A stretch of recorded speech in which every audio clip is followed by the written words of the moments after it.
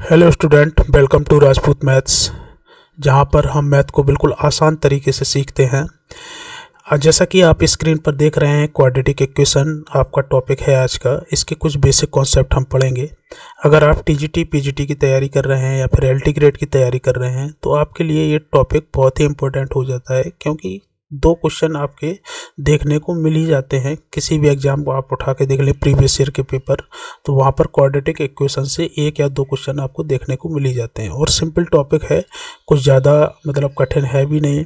इसके कुछ basic concept अगर हमारे क्लियर हैं तो ये क्वाड्रेटिक इक्वेशन आपके लिए बहुत ही सिंपल है। ठीक है, तो आज की क्लास में हम सिर्फ बेसिक कॉन्सेप्ट को ही क्लियर करेंगे। जब इसकी नेक्स्ट क्लास आएगी उसमें हम क्वेश्चन की प्रैक्टिस करेंगे, और जो कुछ आज आएगा कॉन्सेप्ट छोटे छोटे बेसिक वो क्वेश्चन के साथ में ही डिस्कस कर लेंगे। ठीक है, तो क्वाड्रेटिक इक्वेशन क्या होती है इसके बारे में डिस्कस कर लेते हैं। तो क्वाड्रेटिक इक्वेशन जो आपका स्टैंडर्ड फॉर्म होता है क्वाड्रेटिक इक्वेशन का, वो होता है a x square plus b x plus C is equal to zero, जहाँ पर ए का मान क्या नहीं होना चाहिए, जीरो नहीं होना चाहिए। अब क्वाड्रेटिक इक्वेशन क्या होता है कि कोई भी इक्वेशन हो, उसकी जो डिग्री हो, किसी भी क्वाड्रेटिक इक्वेशन की जो डिग्री हो वो मैक्सिमम कितनी हो, 2 हो, तो वो तभी क्वाड्रेटिक इक्वेशन कहलाएगा। फॉर एग्जांपल जैसे कहें, हम यहाँ पर लिखा हुआ है 5x square plus 3x plus 2 is equal to 0, या फिर हम कह लें 3x square plus 5 is equal to 0, या फिर 3x square is equal to 0। तो ये जहाँ पर देख रहे हैं कि जो x जो वेरिएबल टर्म्स है, इसकी जो मैक्सिमम डिग्री है वो कितनी है, 2 है। तो ये सभी इक्वेशन आपकी क्या कहलाएंगी, क्वाड्रेटिक इक्वेशन कहलाएंगी। और इसका जो स्टैंडर्ड फार्मूला होता है क्वाड्रेटिक इक्वेशन का, a x square plus b x plus c, और ए की वैल्यू आपकी क्या नहीं होनी चाहिए, जीरो नहीं होनी चाहिए। अगर ए की वैल्यू जीरो हो जाती, जैसे हम कहें कि यहाँ पर कोई भी क्वाड्रेटिक इक्वेशन में ए की वैल्यू जीरो हो जाए, तो सिर्फ बचेगा कितना आपका, B x plus C is equal to zero, जो कि लीनियर इक्वेशन कहलाती है, लीनियर इक्वेशन कहलाएगी। तो इस वजह से ये क्वाड्रेटिक इक्वेशन बचेगी नहीं। इसी वजह से होता है कि ए का मान क्या नहीं होना चाहिए, जीरो नहीं होना चाहिए। अब बी और सी की वैल्यू जीरो हो सकती है, लेकिन ए की वैल्यू जीरो नहीं हो सकती है। ठीक है, इतनी बात याद रखना कि इसका जो स्टैंडर्ड फार्मूला होता है a x square plus b x plus c. Definition जो हम बता चुके हैं आपको कि इसकी जो डेफिनेशन होती है, किसी भी क्वाड्रेटिक इक्वेशन में जो इक्वेशन की डिग्री होती है वो कितनी होती है, 2 होती है, और मैक्सिमम डिग्री 2 होती है, तभी ये क्वाड्रेटिक इक्वेशन कहलाएगी। ठीक है, नेक्स्ट लिखा हुआ है स्टैंडर्ड फॉर्म, जो हम डिस्कस कर चुके हैं। किसी भी क्वाड्रेटिक इक्वेशन का स्टैंडर्ड फॉर्म क्या होता है, a x square plus b x plus C is equal to 0। ठीक है, जहाँ पर ए बी और सी क्या होते हैं, कांस्टेंट होते हैं। कांस्टेंट मतलब कोई भी नेचुरल नंबर या फिर होल नंबर, कुछ भी कह लें।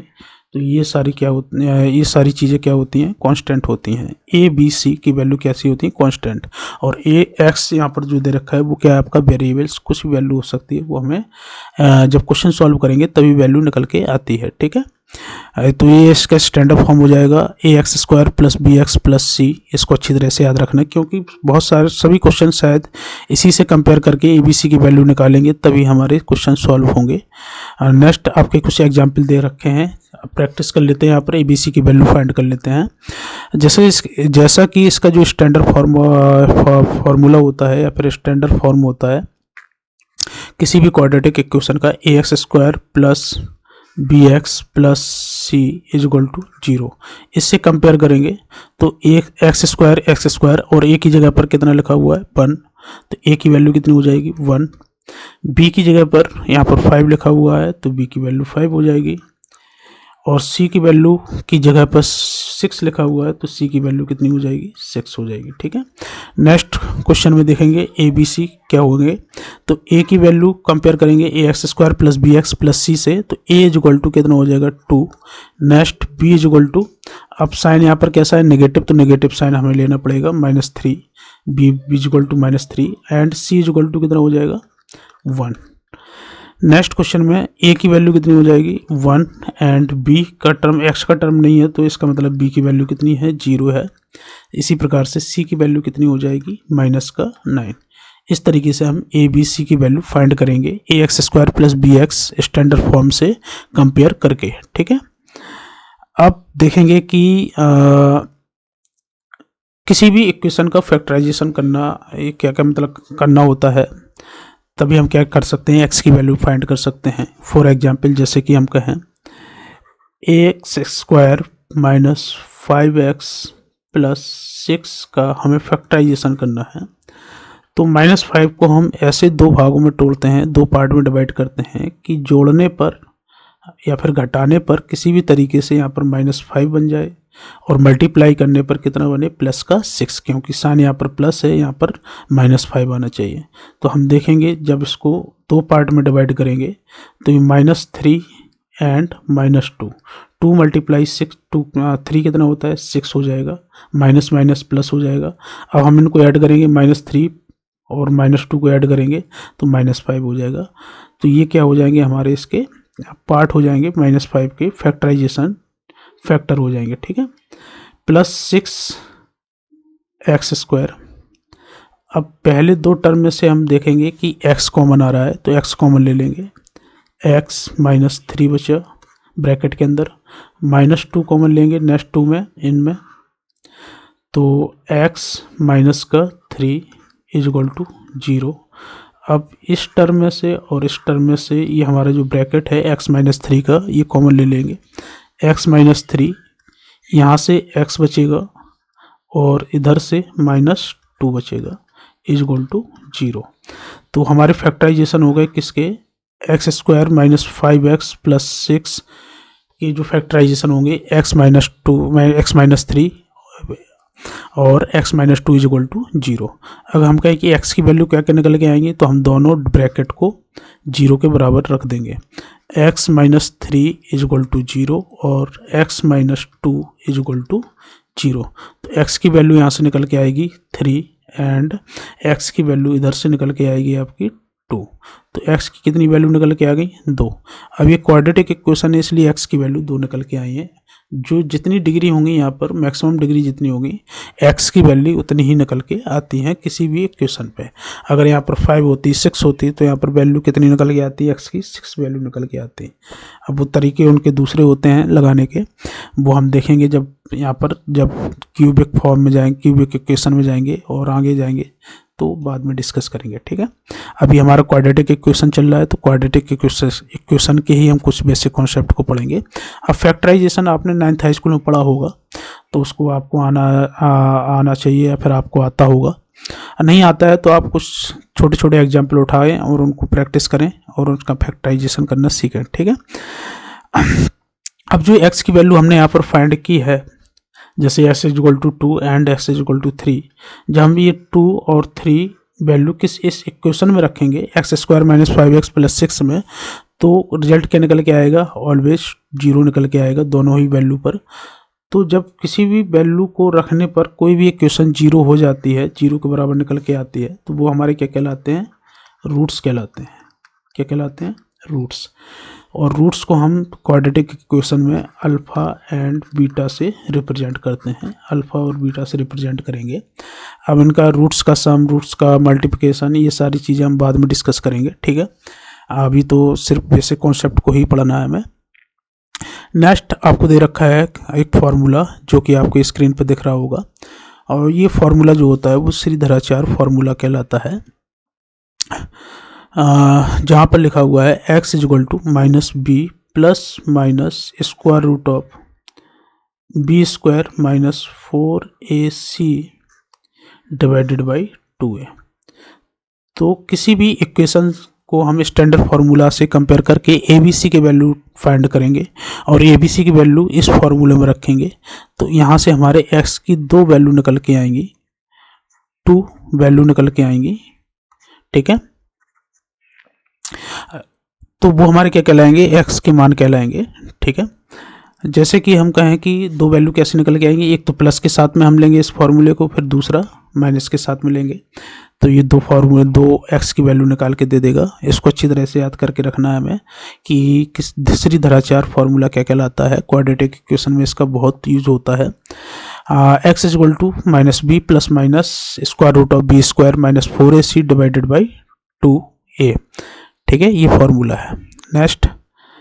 नेक्स्ट लिखा हुआ है आपकी स्क्रीन पर कंप्लीटिंग स्क्वायर, किसी भी क्वाड्रेटिक इक्वेशन को कंप्लीटिंग स्क्वायर के फॉर्म में, मतलब यहाँ पर बनाना, कंप्लीट स्क्वायर के फॉर्म में बनाना। अब इसी कंप्लीट स्क्वायर के फॉर्म में जब हम बनाते हैं स्टैंडर्ड फार्मूले को, तो यही फार्मूला हमारा निकल के आता है a x square plus b x plus C is equal to 0 को जो हम कंप्लीटिंग स्क्वायर के फॉर्म में कन्वर्ट करेंगे।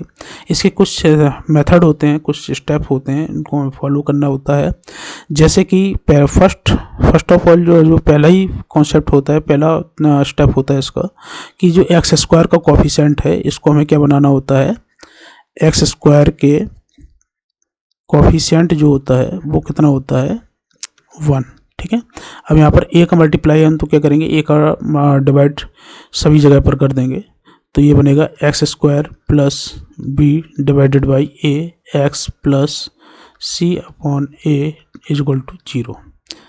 नेक्स्ट स्टेप होता है जो एक्स का कोफिशिएंट होता है उसका हाफ का स्क्वायर, जैसे कि एक्स स्क्वायर, अब बी अपॉन ए का हाफ करेंगे तो बी अपॉन 2a बनेगा। इसका स्क्वायर पहले प्लस करेंगे, प्लस बी अपॉन ए एक्स, अब इसी को हम माइनस कर लेंगे, बी अपॉन 2a का whole square plus C upon A is equal to 0। ठीक है, अब ये देखें यहाँ पर a square plus b square plus 2ab का फॉर्मूला बन जाएगा, तो ये बनेगा x plus B upon 2a का होल स्क्वायर, और यहाँ पर जब हम जोड़ेंगे घटाएंगे कुछ बनेगा वो यहाँ पर आ जाएगा इज इक्वल टू 0 के बराबर। जब हम इसको जब पूरा सॉल्व करेंगे तो आपका निकल के आता है श्रीधराचार्य फार्मूला, जो कि x इज इक्वल टू निकल के आता है minus B plus minus square root of B square minus 4ac divided by 2a। ये इसी तरीके से ये क्या है आपका फॉर्मूला बना हुआ है Shridharacharya formula, complete square form convert करके। ठीक है, जब एग्जाम्पल आएंगे उनको और अच्छी तरह से डिस्कस करेंगे हम लोग, और समझेंगे इसको ये कन्वर्ट टू एक्स प्लस ए का स्क्वायर फॉर्म में कैसे हम कन्वर्ट करना होता है। ठीक है, नेक्स्ट डिस्क्रिमिनेंट, किसी भी क्वाड्रेटिक इक्वेशन का जो डिस्क्रिमिनेंट होता है वो क्या होता है डी, और डी इज इक्वल टू आपको दे रखा है D is equal to B square minus 4ac, B square minus 4ac, ये क्या है डिस्क्रिमिनेंट होता है। अब इक्वेशन कोई भी जैसे हम उठा के देख लें, यहाँ पर लिखा हुआ है X square plus 5x plus 6 is equal to 0। अब ए बी सी की वैल्यू फाइंड करें तो a is equal to 1 and b is equal to 5 and C is equal to 6। ये ए बी सी की वैल्यू निकल के आ गई। अब डिस्क्रिमिनेंट में हम रखेंगे D is equal to B square minus 4ac में रखेंगे इसको वैल्यू को, तो बी की वैल्यू कितनी है 5 का स्क्वायर 25 माइनस 4ac करेंगे तो 4 multiply 1 multiply 6 is equal to 24 is equal to 1। तो डी की वैल्यू कैसे निकल के आई है 1, जो कि क्या है डी ग्रेटर देन 0। जब इस कंडीशन में आ जाए कि डी की वैल्यू ग्रेटर देन 0 है तो आपके रूट्स कैसे होते हैं, उसके रियल होते हैं, और 2 रूट्स होते हैं रियल होते हैं। जब वैल्यू कैसी आ जाए आपकी 0 आ जाए, for example X square plus 4x plus 4 is equal to 0, तो ए बी सी की वैल्यू क्या हो जाएगी, डी की वैल्यू में पुट करेंगे ए बी सी की वैल्यू, बी स्क्वायर मतलब 4 का square 16 minus 4ac 4 multiply 1 multiply 4 is equal to 16 is equal to 0। तो d इज इक्वल टू कितना हो जाएगा 0। इस कंडीशन में क्या होगा कि इसके जो रूट्स निकल के आएंगे वो कैसे होंगे, इक्वल होंगे। ठीक है, जब d की वैल्यू कैसी आ जाए 0, तो उस कंडीशन पे इसके जो रूट्स होंगे वो आपके इक्वल होंगे। नेक्स्ट आपका क्या है कि d less than 0, for example समझ लेते हैं X square plus 2x plus 2 is equal to 0। अब डिस्क्रिमिनेंट निकालेंगे इसका d is equal to B square minus 4ac में रखेंगे तो b कितना है 2 है, 2 का स्क्वायर करेंगे तो 4 minus 4ac 4 multiply 1 multiply 2 is equal to 8 is equal to minus का 4। तो डी की वैल्यू कैसी आई, नेगेटिव, जो कि है डी लेस देन 0। इस कंडीशन में क्या हो जाएगा, जब डी लेस देन 0 निकल के आएगा तो इसके जो रूट्स होंगे, जो दो रूट्स निकल के आएंगे वो कैसे होंगे, कॉम्प्लेक्स नंबर के होंगे। ठीक है, ये डिस्क्रिमिनेंट होता है किसी भी क्वाड्रेटिक इक्वेशन का।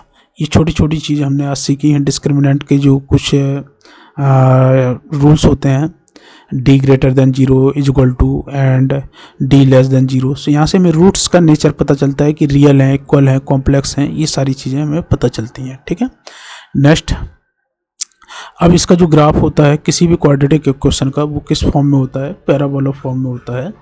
अब पैराबोला फॉर्म में जैसे हम कहें कि इसका पैराबोला कैसा, डाउनवर्ड है या अपवर्ड है, तो ये डिपेंड करता है किसकी, ए की वैल्यू पर। जैसे कहें standard formula a² plus bx plus c is equal to 0 होता है।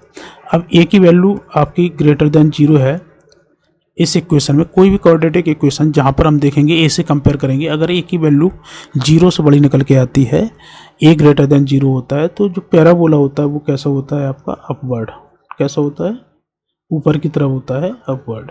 ठीक है, तो पैराबोला इस तरीके से बनेगा। ठीक है, नेक्स्ट, अगर हम कहें कि a की वैल्यू दे रखी है आपको कैसे, नेगेटिव या फिर 0 से छोटी, तो उस कंडीशन में क्या हो जाएगा, ये डाउनवर्ड होगा। ठीक है, ये डाउनवर्ड होगा। पैराबोला किस तरीके से होगा, इस तरीके से होगा।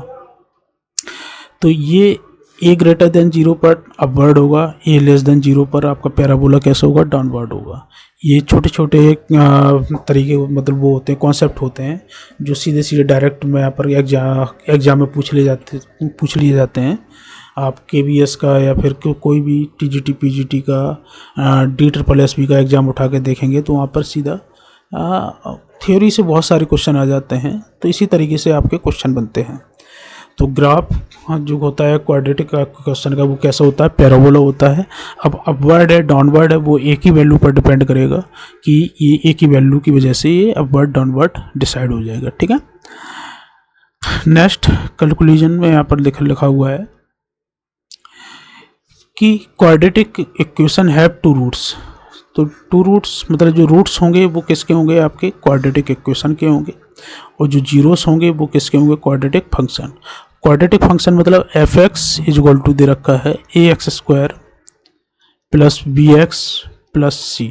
ये क्या कहलाएगा, क्वाड्रेटिक फंक्शन कहलाएगा, fx के फॉर्म में दे रखा है।